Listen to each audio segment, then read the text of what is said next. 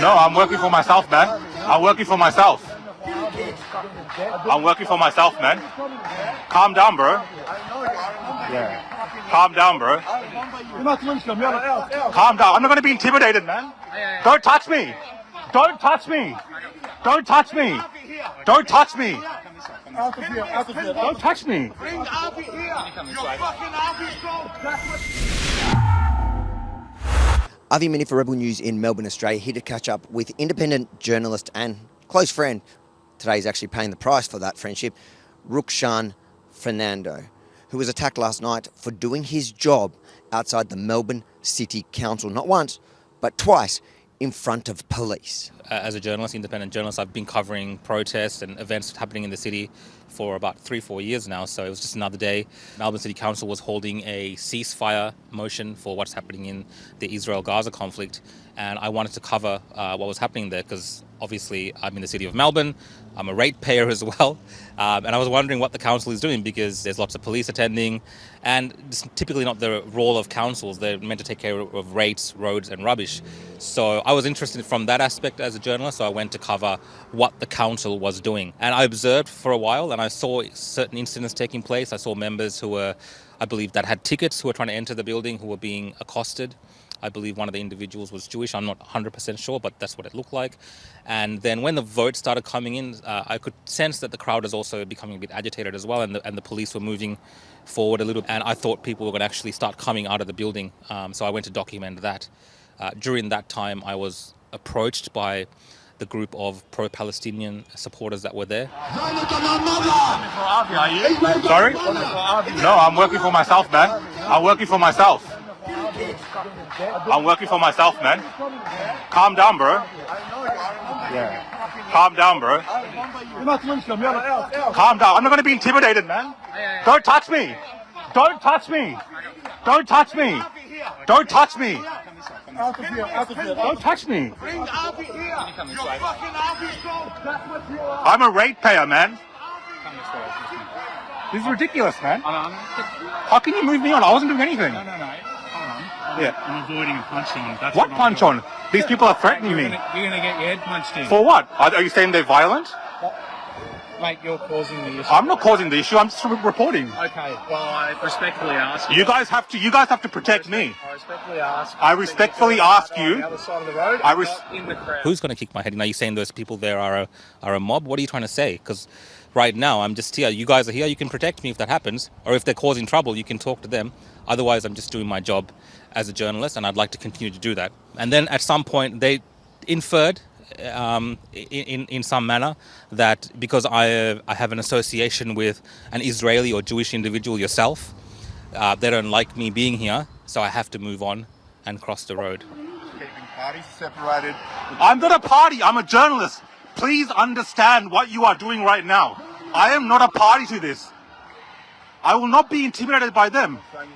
And you're not stopping Australian journalists from working. I am doing it from here. There's other journalists. Look at this Channel 9 there. Why are they attacking me? Because of your association. Because of my association, because I have a Jewish friend. Are you saying because I have a Jewish friend, I can't be a journalist? You're allowing them to say to you, because I have a Jewish friend, I'm allowed to have Jewish friends. Which I took offense to because at the end of the day, we're in Australia. It's a multicultural country. We have people from all around the world. I have lots of different friends. And just because I have a Jewish friend doesn't mean that I cannot practice as a journalist in my city of Melbourne when the council itself is inviting upon itself a foreign affairs issue that they have no ambit over. So I'm well within my rights to cover what's happening, regardless of my associations with anyone. But that's not for the police to decide, and that's definitely not for protesters or individuals outside of that to decide where I can and where I can't be because of my associations. We are in Australia after all.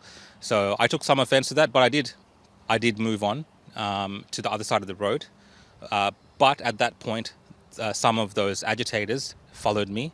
And then in front of the police, one individual assaulted me twice, first to my upper body, and then kicked me underneath, very underhandedly, on my shin as well. I want to get that charge of that guy. He touched me. I got it on camera. Him. He touched me. We can follow that up at a later time. Why? Why later time? Well, right now we're dealing with the protest. Okay. So if you want me to give you the details? Yeah, give me your details, man. Because you guys saw that as well. And this other cop told me to come to this side and they assaulted me here. Go get him from the crowd. Obviously what? You can't do it. Just can you let me speak? Okay. Please? There's a spectrum, okay? Okay. That's a relatively minor assault, okay? A minor assault, okay. So that is an assault. I'm not Okay. saying it's not an assault. I'm Yeah. saying it's a minor assault. There's Yeah. a spectrum, okay? Yeah. Minor, major. Major is something like a stabbing. Yeah. Minor is something like that, a little push. Yeah. That wasn't a little push back. He kicked me and grazed me on my leg. I just had a look at the footage. I couldn't see a kick. Okay. I saw him like chest bump you essentially.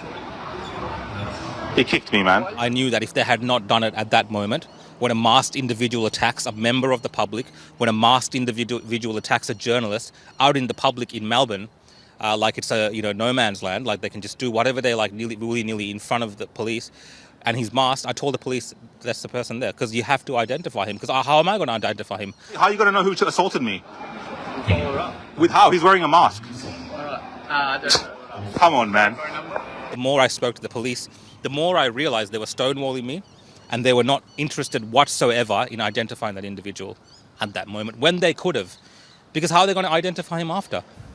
Like, it's silly. And they told me that they're afraid. They told me that they're too afraid to send their members into that group who are apparently peaceful protesters, according to them, or peaceful supporters gathered there. They're too afraid to go there and speak to an individual that just assaulted a member of the public in front of them. I will. I've got the footage from your partner. Your Yeah. partner said the But he's right here right now. I've got his Are you gonna investigate after? sergeant. Are you gonna look for the guy with the mask afterwards, are you? As the senior sergeant's just told you, he's not going to direct any members to go in. Yeah, that's fine. That's fine. That's fine. That's fine. That's fine. That's fine, man. That's fine.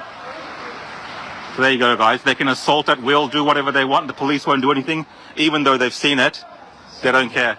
And then after all that, you moved away and there was another technical assault. Yes. Can you tell us about that? There was another individual. I was just there filming, waiting for people to come out of the building. And another individual came and stood next to me. And I thought he was having a polite conversation with me, and I was engaging in conversation. And then he started saying stuff that were a bit untoward, that sounded a bit threatening towards another individual, again, towards Afi Yemeni. And I just said to him, look, man, if you want to make threats about people, and especially about threats about their life, just say it on my camera, because I'm live right now. You're talking to me. He's going to get it one day. No. It's on the video, man. It's on live stream. Oh, that's all right. Yeah. You want to say that on the camera? No, I'm sure he knows. Yeah. So Harvey's going to get it one day. Harvey's going to get it one day. That's what I thought. Yeah. Fair enough, man. He slapped my hand. He grabbed my phone. He pulled my arm. And then, I had to yank my phone off him. And then he walked off like a coward. This is kind of what it's come to now. People just feel free in the city of Melbourne when the police are around to assault people and harass them, because they know there's police aren't going to do anything. It's almost like a protected class of individuals. It's like they're a law unto themselves. And it's very disheartening to see and somewhat disturbing. I understand firsthand now, even as a journalist, what it must feel like for members of the community who feel like the police aren't protecting them. Because I witnessed it firsthand. They were indifferent to the violence that was perpetrated against me in front of them. So I definitely understand. And I'm someone that's not I know what my job is, and I know the situations that I can find myself in. But I don't believe that I should be assaulted, and I believe the police should protect me. But a member of the public who's just going about their lives, living in this city, in Melbourne, they're facing this all the time now. And we have an indifferent police force who are afraid to tackle these issues. You can't do journalism here because this mob said that your friend's Jewish. You can't do journalism here. Cross the road. Oh, they assaulted me there. Oh, well, sorry, we can't, identify the individual. Like, what is this? We're in Melbourne. This is Australia. And the police have the authority, they have the powers, and they're duty-bound to look into these type of situations, but they haven't. If you think the world needs to see what's happened to an independent journalist on the streets of Melbourne, Australia, the so-called democracy in front of police, make sure to like, comment, but most importantly, share it far and wide, because the mainstream media, they haven't said a word about what happened to Rukshan. In fact, police are denying that any assaults occurred last night. So it's up to you guys to spread the truth. And then While you're at it, head over to thetruthaboutthewar.com. Check out all our stories, firstly from me starting off on the front line there in the war between Israel and Hamas, and then around the world what's been happening as a reaction to the conflict with incidents such as this one globally. Thetruthaboutthewar.com, and if you support our mission, both there and here and around the world reporting about what's going on, please consider chipping in a couple of dollars there to help cover the cost. Thetruthaboutthewar.com.